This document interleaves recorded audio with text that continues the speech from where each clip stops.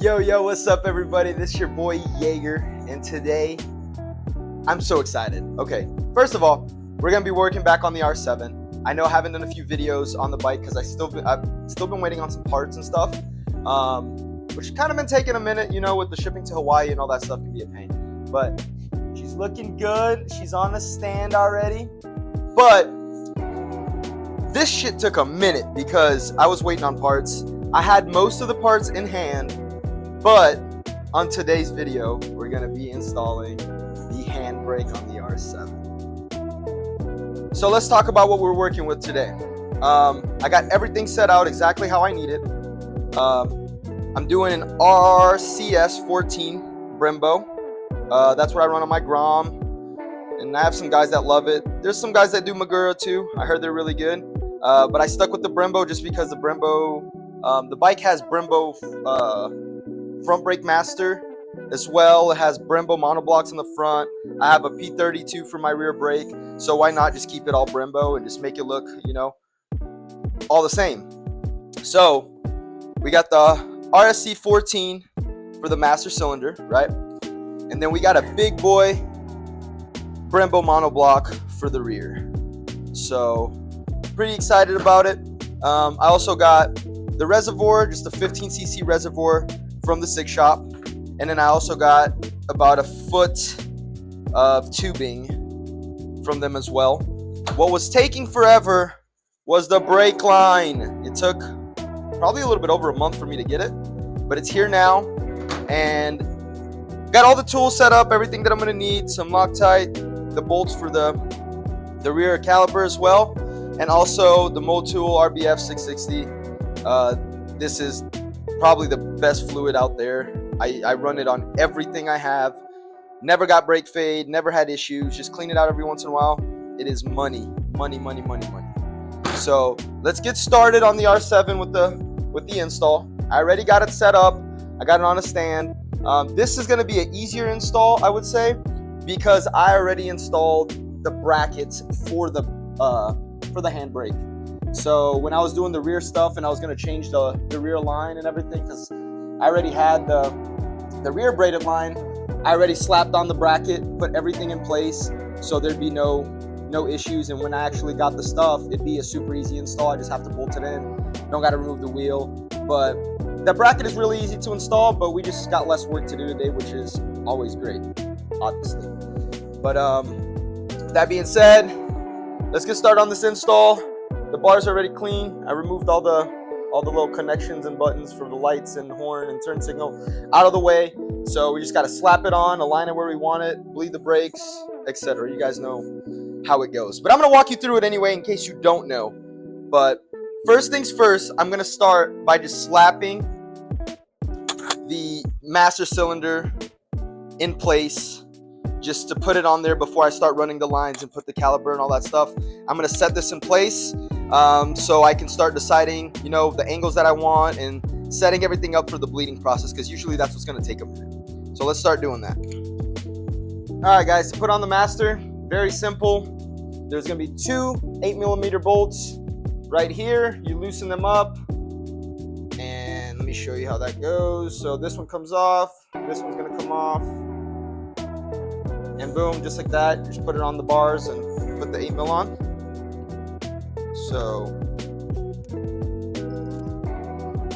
So I'm not actually aligning it exactly where I want it right now. Main reason being, after everything is installed, I make the adjustments of what's gonna feel good and where I want it exactly. This is just for the purpose of installing everything, getting everything where it needs to be, bleeding it, and then after you bleed it, then you adjust it where you want.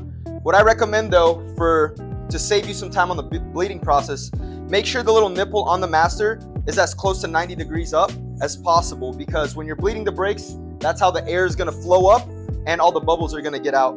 I don't really want to move my clutch lever right now, so I'm just kind of setting it up as high as possible to where it's not touching, so when I am doing the bleeding process, it just goes straight up.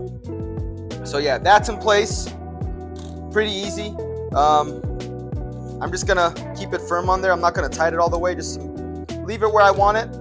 It looks pretty good right there. They're pretty close. I feel like I'd be pretty comfortable hitting both clutch and handbrake right there. And now what I'm gonna do is I'm gonna attach the reservoir, and I'm gonna attach the line as well, just so I have it already kind of set up how I'm gonna be installing it and bleeding it, to save me some time in the back end. So all right guys, so for this portion of the video I'm doing a voiceover because my microphone died when I was filming and I didn't notice until now.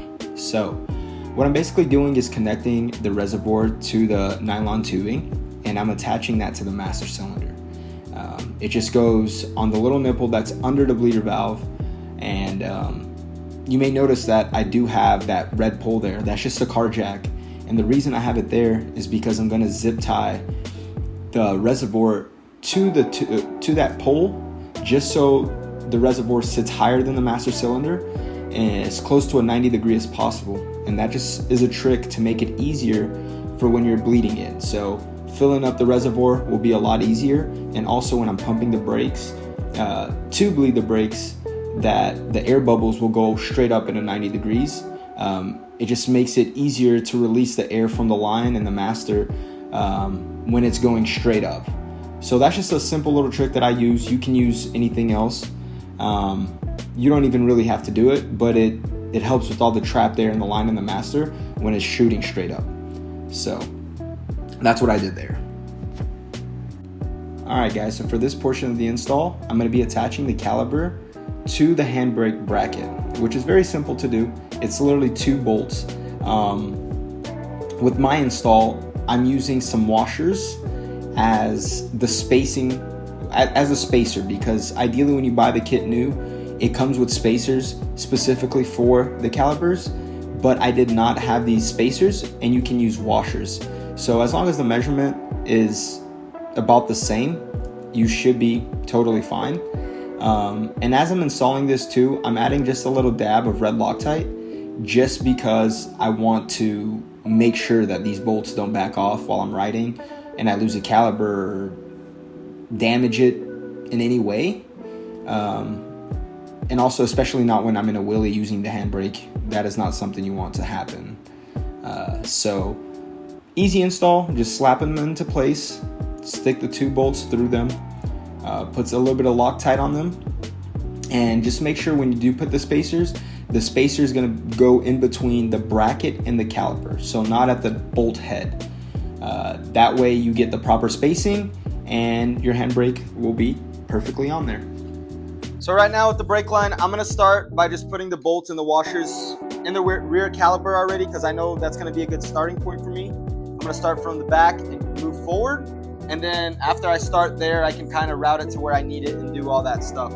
But the only reason I'm putting in there just so it stays in place to where it's going to be connected to the caliper, and I can adjust anything on this side and mid-engine and under fairing to get it all the way up. So make sure when you install the banjo bolts that you have 2 washers, 1 on top and 1 on bottom, basically sandwiching the brake line. I've said this before in previous videos and stuff, but just to clarify again, brake line, go through the elbow and then the other washer under it. Just like that. You're basically going to sandwich the brake line.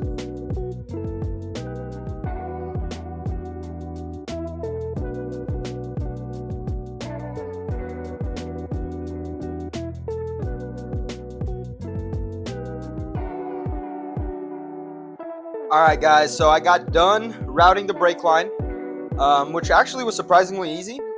Started at the caliper, started here, went all the way through the first little clip, whatever this is that holds the other brake lines. When I'm done with everything and making sure it's good, I'm going to zip tie them together so they look pretty. But until then, leave it a little loose until you're all done. And then I went through the back side here where the other brake lines go to. Made it all the way through the midsection of the frame where the suspension is. I pulled it here. It still looks like it's a little in the way right there. It's not bad. It's not really an eyesore. But that's where I went through, and I pulled it up behind where this is like the air filter, behind the air filter, through the fairings. I pushed it through here, and I picked it out, like I pulled it from the front side of the fairing in the front right there. So from here, out of here, after I did that, I pushed it through the frame. You can see there's a little hole right there. This cable right here that my finger's touching, let me see, that's the brake line. So it's here, it goes through the hole in between the frame. After I pulled it in between the frame, I pulled it in between the forks. So you can see the little hole back there where it's at. Like you can kind of see it here. Pulled it through there, and then in between the forks, and routed it all the way up to the master. So yeah, now that that's in place, I'm gonna zip tie them down, make it look pretty, out of the way, make sure, one, the lines are not kinked, two, it's not gonna be touching anything critical like the hot brakes or the tires or anything here that could cause issues, and make it look pretty, and then we start the bleeding process. Alright, so now to start the bleeding process, what you're gonna do is get your brake fluid and you're gonna fill your reservoir up. Fill it as much as possible until the tube is all the way filled and you're about the halfway mark in the reservoir itself. I also add these two little holes to my brake fluid just so as I'm pouring, air can come out and you just don't dump a lot of brake fluid. So what you're gonna do is just fill that reservoir up all the way to the top, and you're gonna start pumping the brakes. And this process may take a little bit because the goal right now is to fill the whole brake line all the way down to the caliper with brake fluid. So you're gonna fill up the tubing and keep pumping the brakes and until you open the bleeder valve at the caliper and you see fluid coming out. All right, so for bleeding the brakes, it's freaking annoying. It's hard to do with one person because it's so far apart. On the Grom, I could pump it and like open the relief valve or the bleeder tube by myself, but since this bike's so far apart, it's good to have a second hand or somebody to help you. So I got the ultimate wife helping me with the baby, so everybody. So basically now, I'm gonna tell her to pump the brake. She's gonna keep pumping. I'd say do it like 20 times, and then hold it. When she's holding the lever in, you crack the line, let the air come out, and then you tighten it again, and then you let go. So if you pull it in and you open the valve and you let go, you're gonna be sucking air back into that line, and you're never gonna fully bleed the brakes. So I'm gonna get Lou to pump it right now. So pump that, Lou, and I'm gonna tell you when to stop and open the line. And this is basically gonna be the process until you feel the brake and there's some tension in the lever. If there's no tension in the lever, you probably don't have brakes. So don't ride your bike like that. But yeah, this is what you do until it's completely bled and you feel firm brake. I also recommend doing it like a few days later after you think you're good. Give it like 2 days and then do it again just to make sure there's absolutely no air in that line. Because if there is air in the line, your brakes will fail and you will eat shit. So don't do that.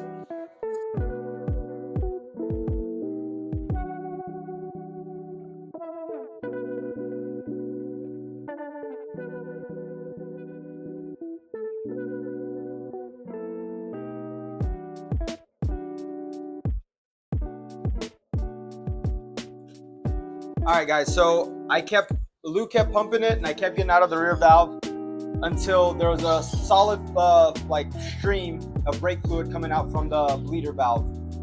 So now I'm gonna change it up and I'm gonna start bleeding it from the master itself, because ideally the air bubbles are gonna be sitting higher even though you're pumping it down right now. But now I know for sure that the line is filled with fluid, and now I'm gonna pump from the top and use the relief valve at the top to see if I can get pressure or make the process faster. But you will have to do it on both ends. So it's just the way it is, and you just got to do it. All right, now bleeding it from the front, it's gonna be the same thing. The little nipple, the bleeder valve right here. Keep an eye on the fluid. And I'm just gonna cover this stuff up because I know it's gonna spill. So it'll just kind of keep it clean. It's gonna get dirty, but it's whatever.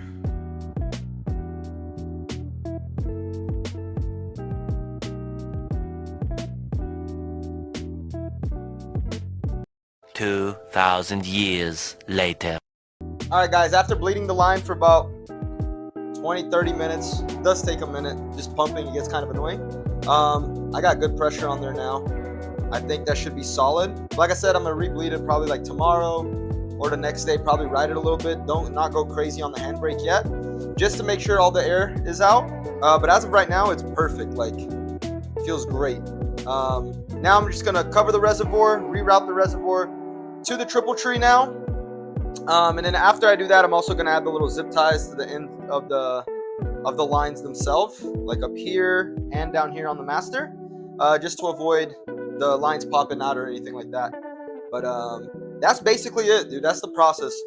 Really easy to do, time consuming, very tedious, but after it's done, it's solid. So put this back in place like that, cut the zip tie off.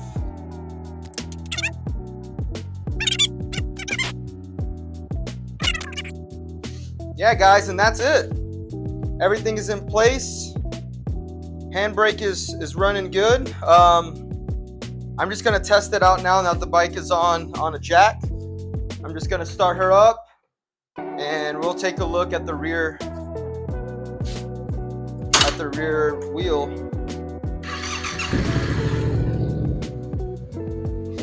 All right, cool. Bike is on. Let's put her in gear. First, on the clutch, and now I'm retarded. I knew that would happen because I pulled it in too hard. Let's try that again. First gear. Yep. I'm pulling and you can hear it.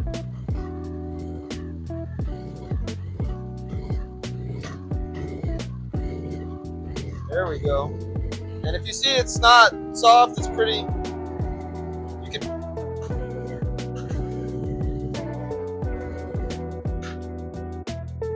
that's it, boys. If you look at the finish on everything here too, still gonna clean it up because still got some brake fluid everywhere, but put a little zip tie right there, held it in place, ran it to the triple tree, and it's money, dude. It's in place. The brake line goes in through there in front of the forks. If you follow it through, it's right on the engine right here, right over the engine. Pulled all the way back, zip tied them together all the way to the caliper. And now, you know, just clean up all the brake fluid off of everything. You do not want that on your tires. The install is basically done. That wraps that up. Looks good. I'm excited to use it, to learn. And yeah, that wraps that up. That was an easy install. Time consuming, but easy. And now we just gotta learn handbrake, boys. And yeah, guys, that's a wrap. You guys saw the install. Hopefully it helped you out if you're trying to install a handbrake on your bike, gives you the base idea. Just wanted to show the process because I basically showed everything from a stock bike to how it sits now. We're still waiting on the rear seat, which is going to be super dope. I'm still deciding if I want to do a tank because I have to ship it out and it takes a minute and I have to have the bike down. And the same thing with the tune that I haven't done yet, but I plan on doing pretty soon. But thank you guys so much for watching today's video. I hope you guys enjoyed it. If you like today's video, give it a thumbs up, subscribe. Like I said, dude, I like helping people. I like them. It motivates me when you guys are enjoying the videos. So thanks again, and I'll see you guys next Thursday for the next video. Peace.